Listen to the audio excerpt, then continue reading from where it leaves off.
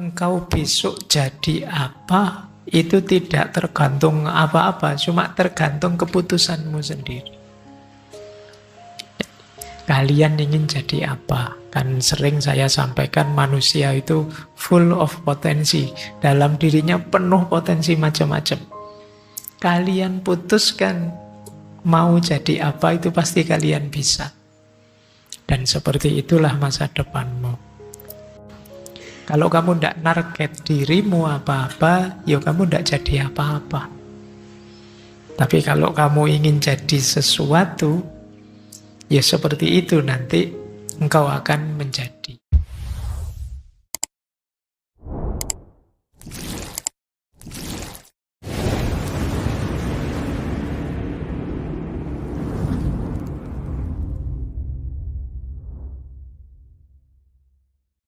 Oke, bismillah.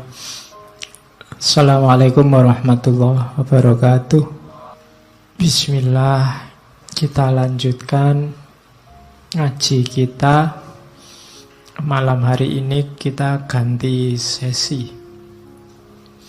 Oke, selanjutnya kita lihat ya beberapa quote yang nyambung dengan resolusi. Misalnya ini, Ralph Waldo Emerson, dia bilang, the only person you are decide to become is the person you decide to be. Satu-satunya sosok yang engkau pasti akan jadi seperti itu adalah sosok yang engkau putuskan begitu. Jadi engkau besok jadi apa, itu tidak tergantung apa-apa, cuma tergantung keputusanmu sendiri. Kalian ingin jadi apa? Kan sering saya sampaikan manusia itu full of potensi. Dalam dirinya penuh potensi macam-macam. Kalian putuskan mau jadi apa, itu pasti kalian bisa. Dan seperti itulah masa depanmu.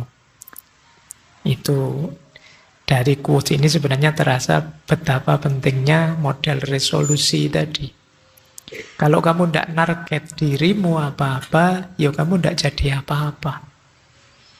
Tapi kalau kamu ingin jadi sesuatu, ya seperti itu nanti engkau akan menjadi.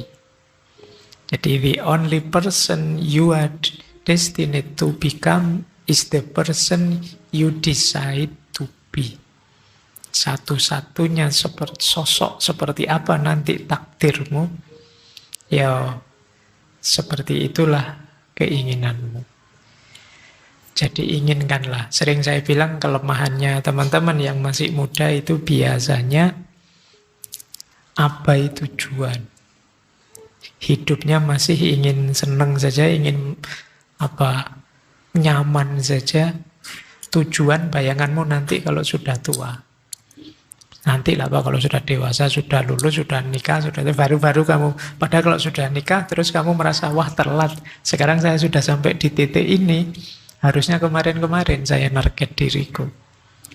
Makanya mumpung kalian masih di usia-usia, saya tidak tahu ini usia mahasiswa kan sebagian besar ya. Kalau dari wajahnya masih muda, masih semangat-semangat lah. Meskipun generasi hari ini kan dicitrakan serba pesimis, tapi saya lihat kalian enggak lah ya. Enggak ada bedanya. Optimislah, tetapkan tujuan. Kalian ingin jadi apa? Jangan kalah sama anak TK. Jadi bila perlu kamu tulis besar-besar.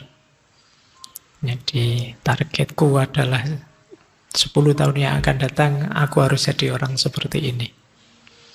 Nah, seperti itulah nanti kalian akan terbentuk. Baik, di situ pentingnya resolusi. Ditambahi kalimat dari Covey, Stephen Covey. Kata dia, I'm not a product of my circumstances, I'm a product of my decision. Aku bukan produk lingkungan sekelilingku, kata beliau. Aku adalah produk keputusanku sendiri. Kan kita sering menganggap bahwa lingkungan, masyarakat, situasi sekitar itu membentuk diri kita. Tapi kata Covey tidak begitu. Sebenarnya yang lebih vital membentukmu adalah keputusanmu sendiri. Pak, kan lingkungan mempengaruhi kita, Pak. Masyarakat mempengaruhi kita. Iya, masyarakat mempengaruhi kita. Lingkungan mempengaruhi kita. Tapi keputusan kita lah yang menetapkan saya ikut orang-orang. Saya terpengaruh lingkungan atau tidak. Jadi sebenarnya kuncinya di keputusan kita. Maka kalian tidak boleh cengeng kalau merasa salah arah, salah tujuan. Terus, wah ini lingkungan saya, Pak, masyarakat saya. Tidak. Ya kamu sendiri yang memutuskan tadinya. Wong kamu menolak juga bisa kok. Kamu nawar juga bisa. Tapi kamu milih ikut saja. Ya seperti itu nasibmu akhirnya. Maka kata Covey, aku bukan produk lingkunganku. Aku adalah produk keputusanku sendiri terhadap hidupku. Jadi mari kita mulai, kalau bahasa saya ya, membuat resolusi-resolusi semacam ini, itu bagian kita mulai menseriusi hidup. Ayo mulai agak serius, kalian punya tujuan apa, merancang strategi apa untuk mewujudkan tujuan itu, dan lain sebagainya. Ya memang hidup ini penuh, kalau kata Martin Heidegger, faktisitas-faktisitas yang sering tidak terduga. Tapi betapapun demikian, tidak boleh kemudian membuat kita menyerah saja, mengalir saja. Kata Heidegger, tetap kita harus jadi seorang Dasein. Seorang manusia yang otentik versi diri kita sendiri. Jadi meskipun mungkin kita ngalami pahit, kekalahan, kejatuhan, tapi kalau itu semula keputusan kita, keinginan kita sendiri, itu rasanya mantep. Daripada sudah ikut-ikutan orang, keliru, jatuh, kalah, itu lebih pahit. Maka putuskan sendiri hidupmu, pilih, dan apapun nanti konsekuensinya, lebih mudah kita menerimanya. Baik, itu ya, itu Covey. Masih adakah yang saya bawa? Ada Epictetus, Stoik ini ya. Kalau ini sudah ahlinya kalau ngomong tentang tema-tema seperti ini. Kata beliau, first say to yourself what you would be. Pertama, katakan pada dirimu apa jadinya dirimu nanti. And then do what you have to do. Lalu lakukan apa yang harus kamu lakukan. Jadi kalau pas tahun baru kemarin, ya hari ini juga tidak apa-apa sih mau bilang, tahun ini saya harus hafal Quran 30 juz misalnya. Contoh, tidak apa-apa ya. Atau juz 30 misalnya. Kalau tidak kuat. Ya kalau tidak bisa semuanya, setengahnya saja. Atau ya 5 surat saja dari juz 30 kan tidak apa-apa. Paling tidak kalau ngimami kan tidak kulhu terus. Biar ada variasinya misalnya. Tidak apa-apa, itu resolusi juga. Jadi katakan pada dirimu kamu ingin jadi apa dan lakukan yang harus kamu lakukan. Ini Epictetus, Stoik ya. Ada kalimat dari Imam Syafi'i. Beliau bilang, kun alian bihimmatika fa innal qana'ata la ta'nil kasal. Jadilah engkau orang yang berkeinginan tinggi, bercita-cita tinggi. Karena sesungguhnya qanaah itu tidak berarti males. Ini orang sering salah paham kan, memaknai qanaah itu, ala Pak, hidup ini saya pasrah saja, sudah ada yang ngatur. Terus kalian tidak ngapa-ngapain, itu males namanya. Dan itu bukan qanaah. Jadi qanaah itu keterbukaan jiwamu menerima berapapun bagianmu yang diberikan oleh Allah setelah kamu berikhtiar maksimal semampumu. Nah, targetmu juga jangan yang rendah-rendah, ya targetlah yang tinggi. Jadi bukan target yang biasa. Makanya kata Imam Syafi'i, kun alian bihimmatika. Jadilah orang yang bercita-cita tinggi. Bercita-citalah setinggi mungkin. Karena apa? Karena nasib kita seperti apa kita tergantung cita-cita. Jangan beralasan qanaah, kemudian kamu jadi males. Jangan beralasan pasrah terus kamu jadi males. Jangan beralasan semua sudah dijatah, sudah ditakdir oleh Allah terus kamu jadi males. Jadi pandangan kalau dalam Islam tentang takdir, tentang qanaah, tentang ridho itu arahnya tidak membuat kita pasif sebenarnya, tapi maksudnya adalah agar kita tidak putus asa. Apapun hasil yang kita terima, tapi sebelumnya ya diawali dengan ikhtiar-ikhtiar. Baik, jadi ini kun alian bihimmatika fa innal qanaata la ta'nil kasal. Selanjutnya tulisannya hilang jadi tidak usah saja. Ini sebenarnya urusannya font ya. Dari Ibnu Qayyim al-Jauzi. Ini arahnya, pikirannya sama seperti Imam Ghazali tadi. Jangan bercita-cita rendah kalau engkau bisa tinggi. Jadi jangan hanya target 10 kalau kamu bisa 100. Itu sama kayak kalian ditanya, ini kan konteksnya misalnya, kuat enggak kamu puasa sunnah Senin Kemis setahun penuh? Kuat sih, kuat Pak. Ayo berarti kuat, sudah. Target sepenuhnya. Itu namanya jangan target yang lebih rendah kalau yang tinggi kamu kuat. Kira-kira kamu baca satu buku seminggu bisa enggak? Bisa Pak kalau satu buku seminggu. Ya sudah, target saja satu buku seminggu. Jangan target satu buku satu bulan. Kalau seminggu bisa tamat. Ini quotes dari Ibnu Qayyim ini. Jangan menuju yang lebih rendah kalau engkau bisa lebih tinggi. Ini berarti sebelum itu kalian harus bisa membaca dirimu, kapasitasmu, kemampuan. Kadang-kadang kita itu milih nyaman, milih tidak repot, milih enak dan aman saja. Akhirnya kita target yang level-level bawah. Padahal kita lebih tinggi bisa. Nah, dari sini nanti mari kemudian kita tetapkan, berarti saya harus punya resolusi. Saya harus punya target-target. Paling tidak setahun ke depan, tahun baru 2026 saya harus jadi seperti apa sudah. Kualifikasi saya sudah naik berapa jenjang. Nah, ini kalian mulai sekarang ya. Nah, sekarang kita belajar sebentar caranya gimana, Pak?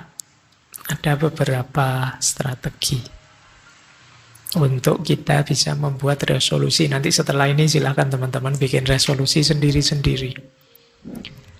Yang pertama jelas ya, bikin tujuan. Tetapkan tujuan. Diingat-ingat tujuan yang spesifik, jangan yang umum. Kalau umum biasanya tidak jalan. Kamu cita-citanya jadi apa? Jadi orang yang berguna, Pak, bagi nusa, bangsa, agama, dan orang tua. Wis itu alamat gak melaku, Mas. Tujuanmu terlalu umum. Jadi bikin yang spesifik, nanti ada rumusnya. Pak, saya target biar kualitas diri saya meningkat. Tahun ini saya harus menamatkan misalnya 10 buku filsafat pokok, 10 komik, 10 misalnya kan boleh. Itu kan bisa diukur. Jadi bikin target yang spesifik, jangan yang umum. Saya ingin jadi orang yang lebih soleh, Pak. Ini terlalu umum. Spesifiknya, ya saya ingin sholat 5 waktu saya full, Pak. Tidak bolong-bolong lagi. Ini lebih spesifik. Jadi jangan membuat resolusi yang umum. Biasanya tidak jalan. Kalau kalian, Pak, saya ingin jadi anak baik. Nah, itu berat. Mesti tidak jalan nanti. Jadi bikin target yang spesifik. Kemudian buat rencana bertahap. Apalagi kalau resolusi kita besar. Jadi kalau teman-teman ingin menguasai skill apa, itu bertahap. Bulan pertama bisa apa, bulan kedua bisa apa, bulan ketiga bisa apa. Sehingga nanti 12 bulan terwujud seperti yang kita inginkan. Kayak tadi, Pak, saya ingin hafal juz 30, Pak. Berapa surat di juz 30? Januari harus hafal berapa surat, Februari berapa surat, nanti sampai Januari 2026 tuntas. Hafal semua juz 30. Nah, ini ada tahapan. Saya ingin lulus kuliah, skripsi selesai, ujian, dan wisuda, Pak, di tahun ini. Kalian harus tetap punya target. Oh, berarti bulan depan saya harus sudah seminar, kemudian bimbingan 1 semester sekitar 6 bulan setelah itu. Ini namanya ada tahapan. Biasanya kalau tidak ada tahapan, kalian kebingungan sendiri, mulainya dari mana, melanjutkannya bagaimana. Kemudian pantau, dievaluasi. Lebih enak punya jurnal seperti ini, punya catatan sendiri atau online saja, notes-notes di HP kan banyak aplikasi-aplikasi. Jangan medsos, kalau medsos biasanya kalian ingin pamer saja sih. Ya, kalau di medsos paling kalian mau cerita, Alhamdulillah sudah hafal 5 surat, itu biasanya pamer itu. Sudahlah, bikin catatan kamu sendiri saja lah, untuk kita sendiri. Orang tahu tidak apa-apa, tapi kita tidak ingin pamer. Biasanya kalau ada motif pamer itu terus berubah orientasinya. Jadi kita pantau terus. Loh, kok kemarin tidak sukses ya, bulan ini saya target 3 surat, ternyata baru 2 surat, ini sebabnya apa ya? Ini namanya evaluasi. Kemudian motivasi dijaga terus, komitmen, istiqomah. Mungkin lebih enak kalian bikin waktu khusus atau pakai strategi khusus untuk menjaga motivasi. Mungkin saja ada hal tak terduga, situasi luar biasa. Yo, tidak masalah kalau kalian berkompromi, menyesuaikan resolusimu.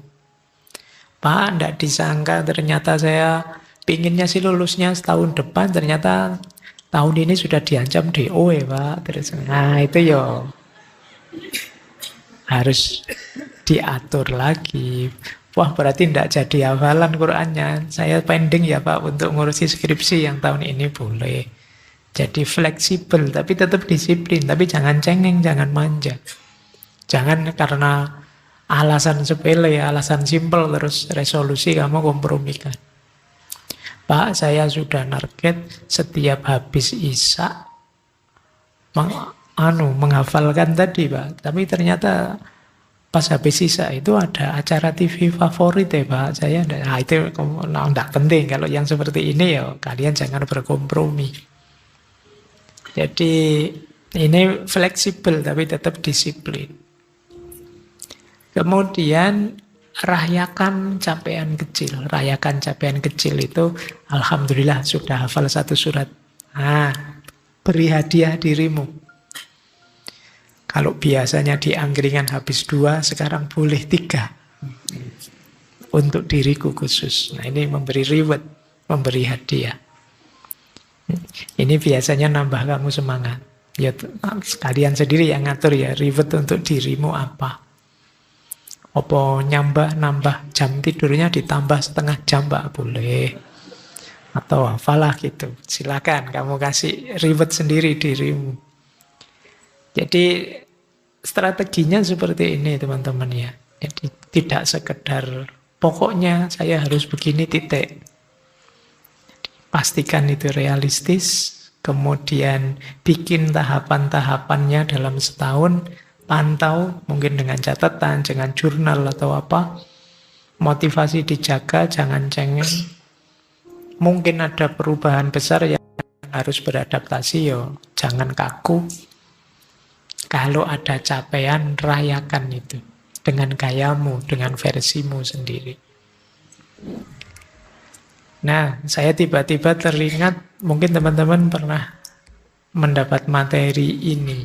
Konsep namanya SMART. SMART itu dari Josti Duran.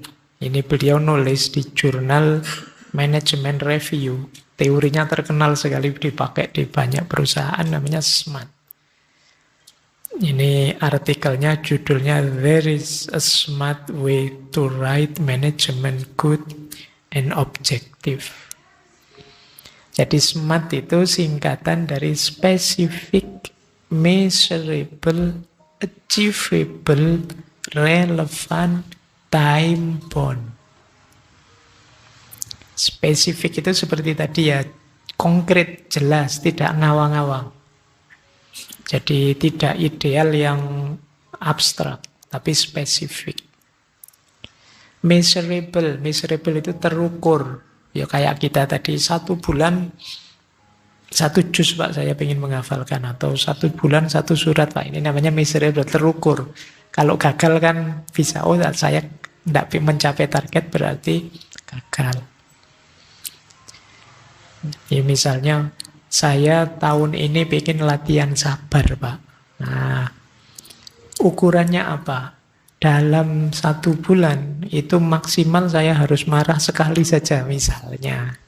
Itu kan kalau ada kata sekali, 2 kali, ini kan namanya terukur. Kalau sudah, wah ternyata 2 kali bulan ini. Padahal target minimalnya, maksimalnya sekali, saya 2 kali. Itu evaluasi nanti jalan. Terus perbaikannya seperti apa? Itu measurable. Kemudian achievable. Jangan bikin resolusi yang kalian tidak bisa mencapai. Konkret sih, measurable sih, tapi tidak achievable. Tidak bisa dijangkau. Wallahu a'lam. Wong sekarang ngaji saja, tidak pernah kok tiba-tiba target hafal 30 juz itu wis. Nah, ya, jadi baca buku aja berat. Targetnya sekarang pokoknya tiap hari harus menamatkan 1 buku. Itu alamat tidak akan jalan. Tidak achievable. Biasanya kalau pas semangat-semangatnya itu kan dijalankan semua, tapi dapat 1 putaran, 2 putaran terus males lagi. Bikin target yang achievable. Makanya tadi saya bilang, bercita-cita targetlah setinggi mungkin. Setinggi mungkin itu maksudnya setinggi-tingginya, tapi yang mungkin. Jadi bukan yang tidak mungkin. Oke, setelah itu relevan. Relevan itu nyambung, relate dengan hidupmu, bermakna, ada gunanya. Jangan bikin resolusi yang tidak ada gunanya. Tidak penting sama sekali. Nah, misalnya apalah, mungkin kalian bikin resolusi yang ini gunanya apa tuh ya? Kamu sendiri tidak tahu, tapi kamu sendiri yang target begitu. Misalnya kalian, pokoknya Pak kalau bisa ya, seminggu sekali saya harus nongkrong sama teman-teman di kafe yang sekiranya itu, misalnya. Nongkrong saja, tidak ada targetnya. Terus kalau ditanya, lah alasannya apa kok harus seminggu sekali di kafe? Tidak tahu Pak, ya asik saja. Itu namanya tidak relevan. Tapi kalau kamu bisa menyebut, iya Pak, karena saya tidak boleh putus hubungan dengan teman. Kalau ketemu seminggu sekali bagi saya itu sudah minimal. Makanya minimal seminggu sekali nongkrong. Kalau ada alasannya begini, ini namanya relevan. Jadi makanya apa saja yang ingin kamu putuskan, coba pastikan penting tidak buatmu. Wong yang ndak ada gunanya saja jangan deh. Apalagi yang berdosa, apalagi yang sia-sia. Wah, itu. Pokoknya dalam waktu seminggu Pak, saya paling ndak download satu video lah Pak, buat koleksi video yang begitu-begitu. Wah, itu apalagi begitu jangan. Jadi yang negatif-negatif jangan. Jangan yang negatif, jangan yang ndak ada gunanya. Pastikan semua tuh target, semua tujuanmu penting. Itu namanya relevan. Dan T yang terakhir time bound. Time bound itu apa? Durasi waktunya jelas. 3 bulan, Pak. 12 bulan. Jadi setahun pas saya harus jadi seperti ini atau bisa seperti ini. Nah, ini namanya time bound. Jadi kalau bikin resolusi boleh pakai teori ini, bikin resolusi yang SMART. Specific, measurable, achievable, relevant, dan time bound. Kita kasih contoh ya. Ini contoh agak ngasal sih, tapi mungkin biar teman-teman dapat gambarannya. Misalnya, Pak, resolusi saya itu sebenarnya secara umum saya ingin lebih spiritual. Ingin lebih dekat dengan Allah. Nah, tapi kalau hanya ini kan kurang spesifik. Maka buatlah spesifik. Misalnya kalian buat spesifik begini. Saya ingin sholat 5 waktu saya lengkap dan setiap hari ngaji 2 lembar. 2 halaman Al-Quran saja sudah. Nah ini spesifik, namanya kan jelas. Pokoknya sholatnya ndak bolong, plus setiap hari ngaji 2 halaman. Ini sudah terukur, sudah measurable, karena sholat ndak bolong itu berarti semua sholat dijalankan dan 2 halaman saja minimal. Terus achievable juga, bisa dijangkau. Kan mudah, itu kalau cuma 2 halaman kan kalian bisa menyisip-nyisipkan waktu. Di antara mungkin waktu maghrib sama isya atau habis subuh dan lain sebagainya. Itu namanya achievable. Relevan tentu saja karena kita orang beragama. Kedekatan kita dengan Allah itu penting, itu pasti relevan. Dan time bound. Time bound itu waktunya. Kamu target misalnya 1 tahun, Pak. Dengan strategi spiritual, target saya tambah dekat pada Allah. Terus kamu ngatur langkah-langkah. Nah, yang awal tadi, yang ngaji dan sholat, itu bulan Januari, Pak. Jadi 1 bulan saya membiasakan sholat tidak ketinggalan, kemudian ngaji 2 halaman.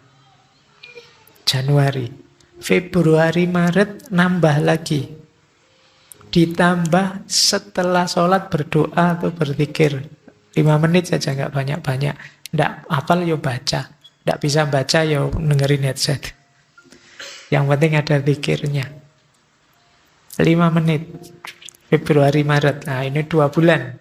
Jadi, tapi di Februari, Maret, sholat 5 waktu dan ngajinya tetap. Sudah lanyah, ya ditambahi lagi ada zikirnya. April sampai Juni ditambahi lagi. Kalau ini bukan ibadah yang sifatnya ritual, tapi ibadah sosial, mungkin sedekah. Mulai tahun ini, nanti bulan April sampai Juni, saya kalau Jumatan terus nyemplungin itu. Kalau kemarin 1.000, sekarang 2.000 misalnya. Nah, ini ibadah sosial target. Terus nanti bulan Juli, Desember kamu target, saya harus ikut kajian-kajian agama minimal dalam 1 bulan 2 kali. Misalnya, ini ya. Ini yang disebut rencana. Jadi nanti di akhir Desember, sholatmu lengkap. Ada zikirnya, ada ngajinya. Kamu baik secara sosial, ada sedekahnya. Kemudian ilmu agamamu tambah terus. Jadi, itu setahun ke depan bulan Januari, kamu sudah jadi orang soleh, sudah luar biasa kan? Ya, selangkah-selangkah. Itu yang disebut resolusi. Jadi kelihatannya kan tidak berat, makanya tadi istilahnya achievable, bisa ditempuh sesuai waktunya. Ini bisa kalian pakai untuk apa saja. Jadi kalau ini contohnya agama. Untuk studimu juga boleh, untuk mengupgrade kualifikasi intelektualmu juga boleh. Mungkin yang ingin jadi penulis mulai target untuk punya karya tulis dalam setahun ini, dirancang step-stepnya dan seterusnya. Inilah resolusi namanya.